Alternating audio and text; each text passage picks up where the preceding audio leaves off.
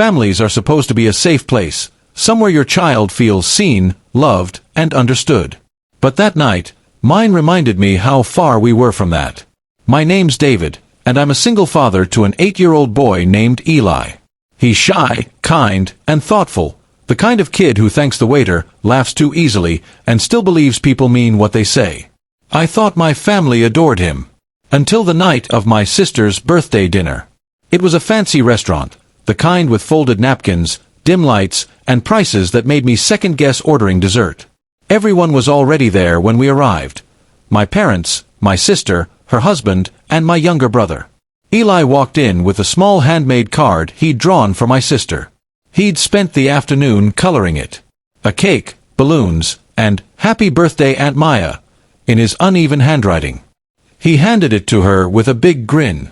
But she barely glanced at it. "Oh, thanks, buddy," she said distractedly, setting it aside to check her phone. Eli's smile faltered, but he said nothing. I tried to ignore it, hoping things would get better once we sat down.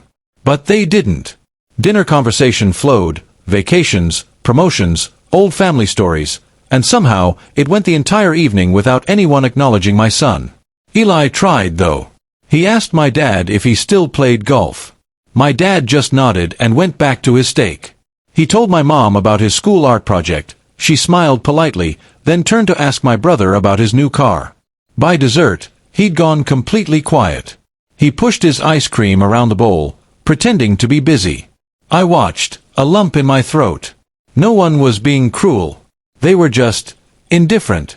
And in some ways that hurt more. When the bill came, my brother cracked a joke about me being Mr. Dad of the Year, doing it all alone. Everyone laughed.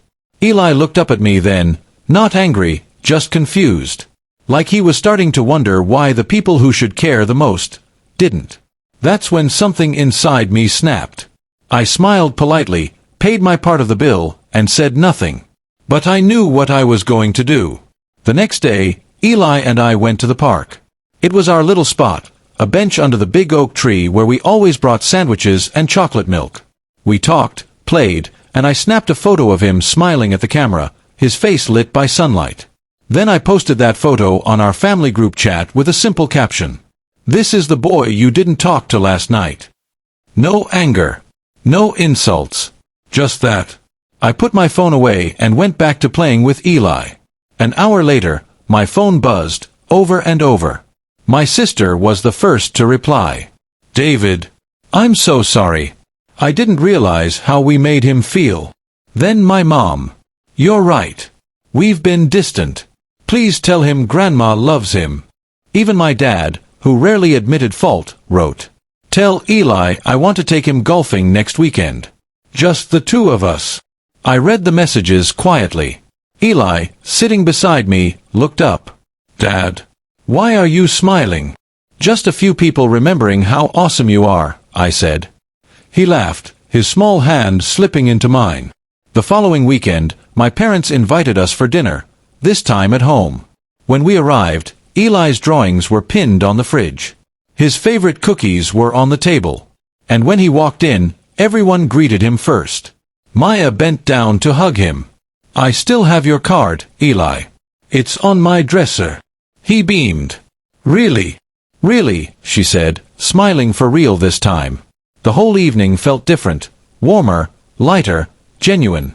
And for the first time in a long while, it felt like a family again. Later that night, after I tucked Eli into bed, I checked my phone. There was one last message from my mom in the family group chat. "You made us see something we should have noticed long ago.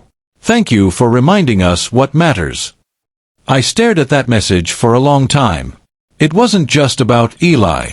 It was about all the times we'd forgotten to see each other, to slow down, to listen. Sometimes it takes a quiet reminder, a photo, a sentence, a moment, to wake people up to what love really means. Now, every Friday night, we have family dinner. No phones, no distractions, just us. And without fail, Eli always tells a new story. And everyone listens. Because now they know what I knew all along, that sometimes the smallest voice at the table has the biggest heart.